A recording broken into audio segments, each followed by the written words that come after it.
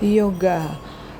Kalau boleh cerita, aku punya pengalaman yang sangat menakjubkan dengan yoga. Jadi sekitar tahun 2000, saya lupa ya, 2013-14 mungkin, 2 tahun lebih itu saya bolak-balik ke dokter saraf dengan keluhan gangguan di pundak. Jadi pundak tuh kaku banget ya, pundak sampai ke leher, sampai bikin pusing. Saya sampai ronsen, CT scan, sampai MRI ya. Itu yang biayanya luar biasa gitu. Lalu saya menjalani terapi setiap minggu itu 2 kali. Pokoknya habis-habisan, semua tabungan saya habis terkuras. Keluhannya itu eh, otot kaku di pundak sampai ke leher, dan itu bikin pusing, seperti terasa sekali peredaran darah nggak lancar gitu. Nah, setelah dilakukan semua pemeriksaan, sebetulnya it's okay, everything is okay gitu. Ada sedikit apa di bagian kepala, dibilang dokter, nggak ngerti saya ya, tapi nggak masalah gitu. Nah, dulu memang pernah vertigo gitu. Jadi setelah menjalani semuanya hampir frustrasi, saya dari dulu memang sudah tertarik dengan yoga ini. Yoga ini kan sebetulnya ya, di awalnya yang saya tahu itu kan olahraga untuk orang yang sakit. Jadi olah napas sebetulnya.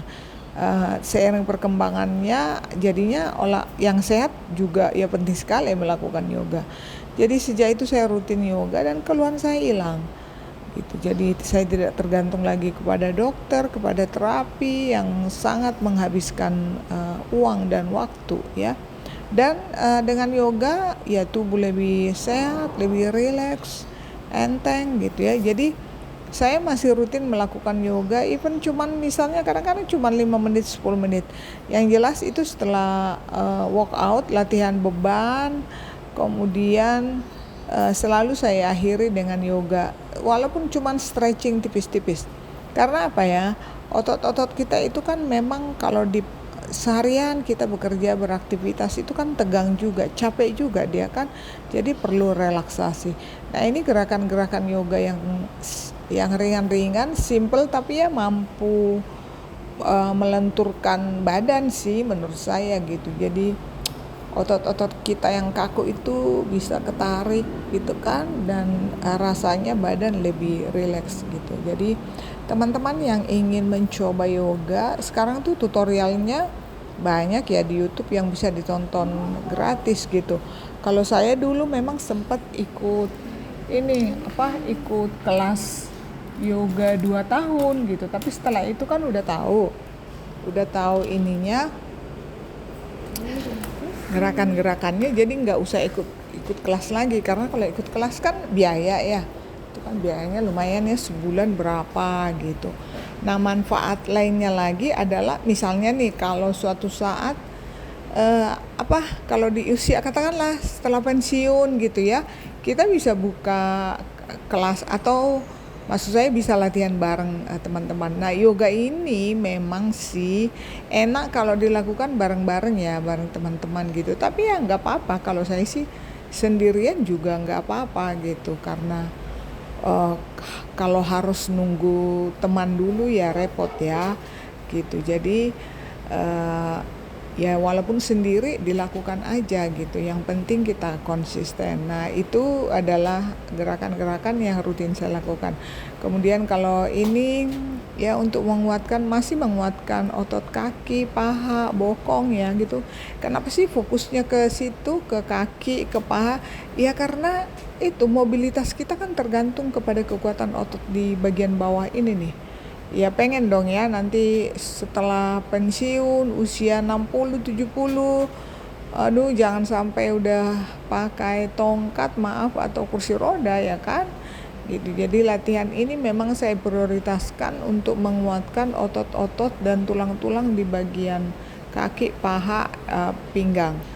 Karena kebetulan saya tidak saya kan melahirkan anak itu 4, semuanya minum ASI-nya itu lama, ada yang sampai 3 tahun gitu ya. Jadi kalsium saya habis tuh. Sementara saya nggak suka susu, saya malah lebih suka kopi gitu. Jadi di usia 45, waktu saya lahiran anak saya yang keempat, itu di usia saya jelang 45, itu saya sempat ngalamin keropos tulang di bagian lutut. Itu sakit banget kalau dibawa jalan, apalagi kalau naik atau turun tangga. Tapi ternyata tidak ada kata terlambat untuk exercise ya, untuk latihan. Bahkan saya mulai rutin latihan beban ini juga di atas 50-an, ternyata oke gitu. Jadi memang asal kita punya niat, mestinya sih usia atau waktu tidak jadi penghalang gitu ya.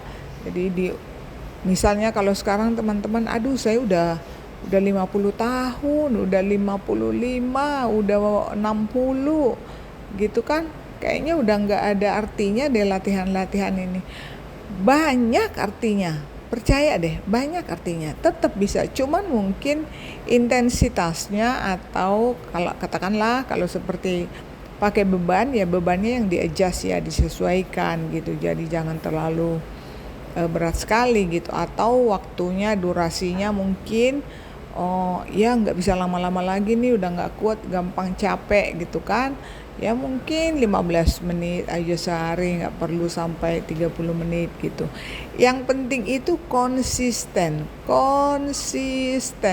sustainability-nya. Jadi apapun yang kita lakukan sebetulnya ya dalam hidup ini, keberlangsungannya itu gitu, yang penting ya.